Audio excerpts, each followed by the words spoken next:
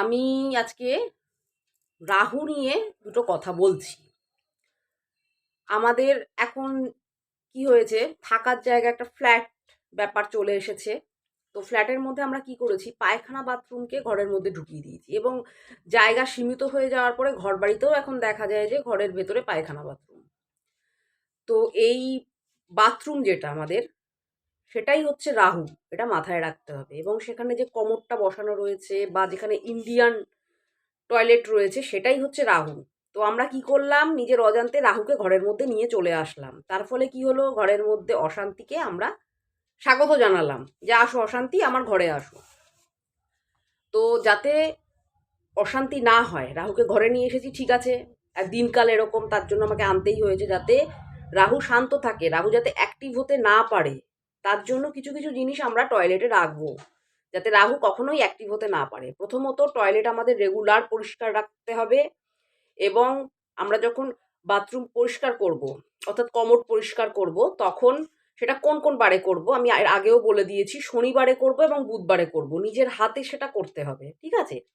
করলে উপকার পাবে তোমরা। এবং আরেকটা জিনিস মাথায় রাখতে হবে, বাথরুমে কি কি রাখবে। একটা কাচের বাটি নেবে, তার মধ্যে তোমরা একটু নুন রাখবে। যদি সি সল্ট রাখতে পারো খুব ভালো, নাহলে নর্মাল নুন রাখলে। এবং তার মধ্যে তোমরা ফিটকিরির একটা টুকরো তার মধ্যেই রেখে দিলে, 5টা ফুলযুক্ত লবঙ্গ তার মধ্যেই রেখে দিলে।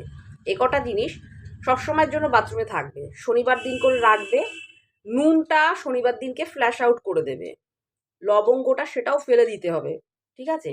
ফিটকিরি যেটা আছে সেটাকে ধুয়ে নিয়ে আবার তুমি রাখতে পারো, ফিটকিরিটা নষ্ট হয় না, ধুয়ে নেবে, নিয়ে আবার রাখবে।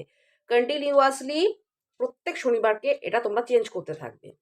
তো রাহুর যে সমস্ত সমস্যাগুলো হয় রাহুর জন্য, সাংসারিক অশান্তি, কলহ, অর্থনৈতিক দিকে বাধা, তো এই জিনিসগুলো দেখবে খুব উপকার পাবে তোমরা।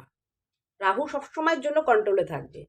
আর বাথরুমের মধ্যে সবসময় একটা সুগন্ধি কোনো কিছু রাখার চেষ্টা করবে, যাতে সবসময় একটা সুগন্ধ বেরায় এবং বাথরুম সবসময় পরিষ্কার তো থাকবেই এবং শুকনো থাকবে, যেন শুকনো থাকে, এটা কিন্তু মাথায় রাখতে হবে।